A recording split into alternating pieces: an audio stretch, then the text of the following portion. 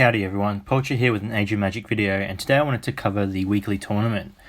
The tournament takes place each Friday for 24 hours and is open for all players who have advanced past player level 30. This event is PvP based and is built around 100 players who need to battle each other and gain battle points.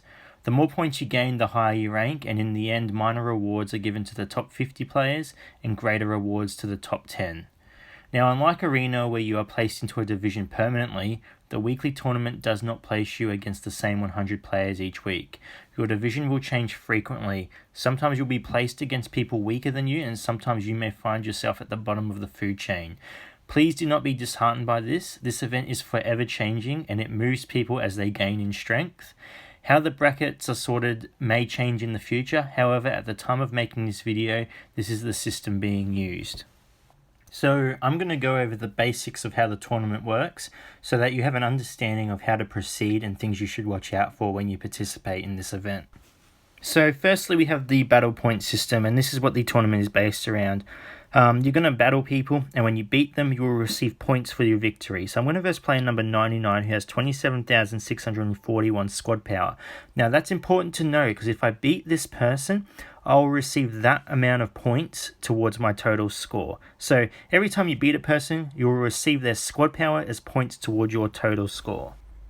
So I'm going to select my team. I've gone two healers, and 3 damage dealers. I want my damage dealers to have silences and stuns, so the enemy healers can't get their heals off. It's just like Arena. I have 5 minutes to win or lose the battle.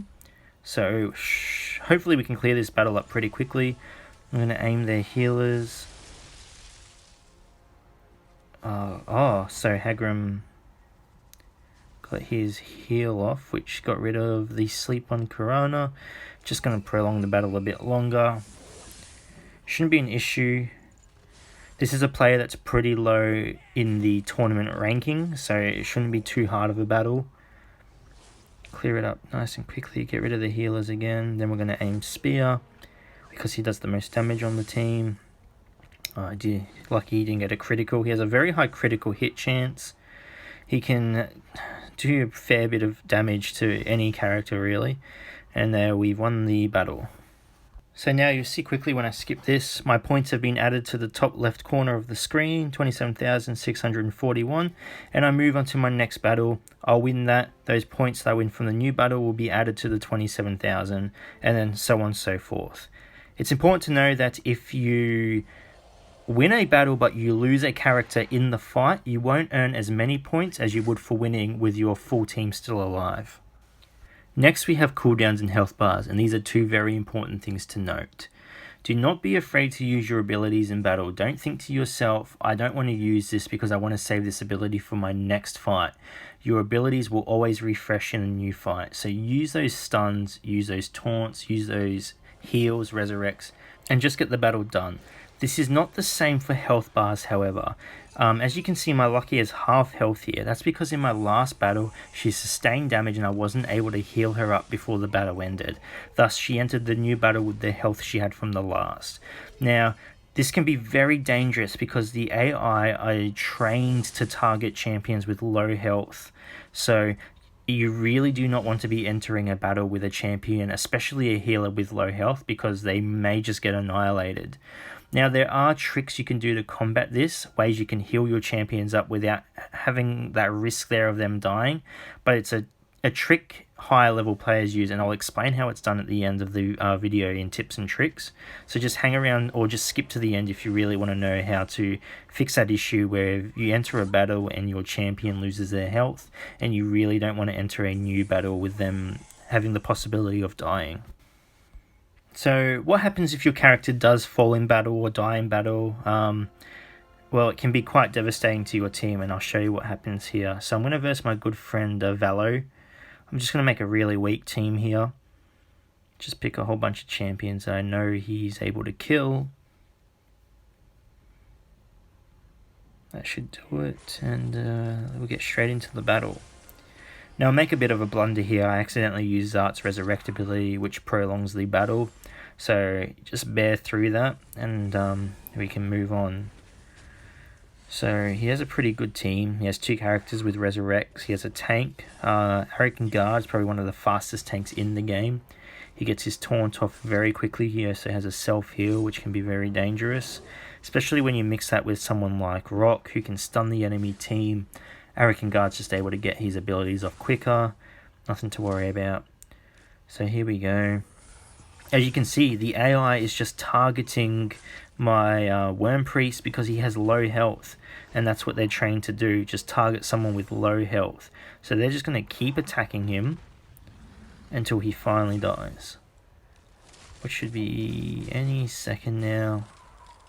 He'll cast his ability and he will fall. There he goes. And now Avello will be able to just kill the rest of my characters. Now he will gain points from this because he's won the battle. That's the same with if you leave a battle, the enemy will gain points as well, but I'll explain it again at the end of the video. So he wipes me out. I'm defeated. You can see my characters are grayed out. And then we go to challenge someone else. Fat Lemming, let's challenge him. We'll scroll down to select those same heroes, and we can't. They've been eliminated from the tournament for the duration, the rest of the duration, however long that may be. In number 4, we have battle timers, and what I mean by battle timers is when you verse someone, they will be put on a cooldown, so you can't verse them again for another 8 hours. So as you can see here, I can attack these people 98 up to 93, but 92 and onwards have a timer which increases as I scroll up. That's because I versed those people previously and I'm waiting for them to come off cooldown.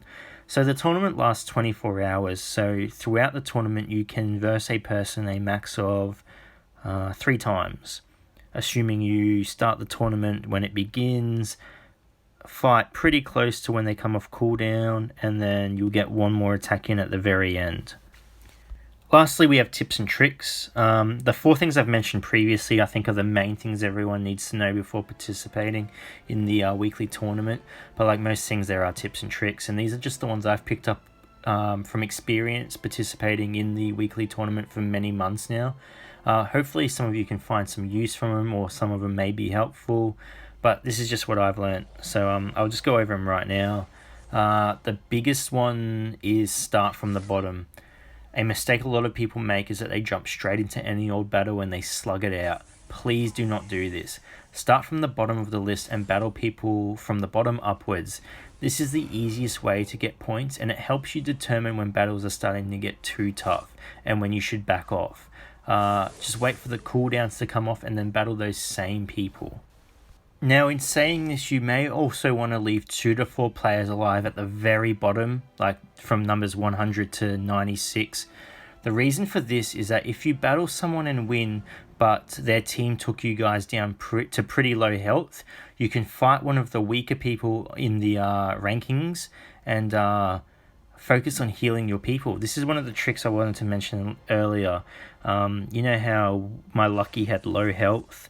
Well, if I had a situation where I thought that she may die in the next battle, I would go to the bottom of the list where I saved some people to battle, and then I would engage in a battle and heal my characters up that way, because I wouldn't have a fear of her dying because my characters far outweighed the bottom team in battle power. So that's how you can navigate around when your team does take heavy hits. Is just have those backup players at the bottom of the list. You can go down and then heal your characters back up, scroll back up the list and get straight back into battle from when you left off. My next tip, I don't personally like this one, but it is in the game and people do use it, and I want to share it so everyone is on equal playing field. If you are in a battle and you're going to lose, you can leave that battle and still keep your champions, unless of course one of those champions did die. These champions will enter their next battle with the health they had when you left your last battle, but this just saves your champions from dying altogether. If you feel like you just have no chance of winning the battle and the enemy team is going to destroy you, or you accidentally entered the wrong battle, leave the battle. The enemy you versed will go on an 8-hour cooldown like normal, and they will also receive battle points as if they won the battle, but your champions will not have been killed unless of course they did die in the battle. So that is a technique people do use, is they leave the battle. It is in the game. It was meant to be removed a while back, but they didn't. So people do still use it. Personally, like I said, I don't like it. A lot of people don't like it, and some people even choose not to use it, but it is there, and it's just my job to share that information with you so everyone is on that equal playing field and no one is at a disadvantage. My last bit of information I wanted to share with everyone is train 2 or 3 healers. I know this can be tedious because for a lot of people, farming champion shards and equipment and so forth can be a long and arduous task, but that's fine. If you are serious about the weekly tournament though, you do need a few healers in case one dies and you can replace them, because if you only have one good healer and they do die, you're pretty much done. You can't compete anymore.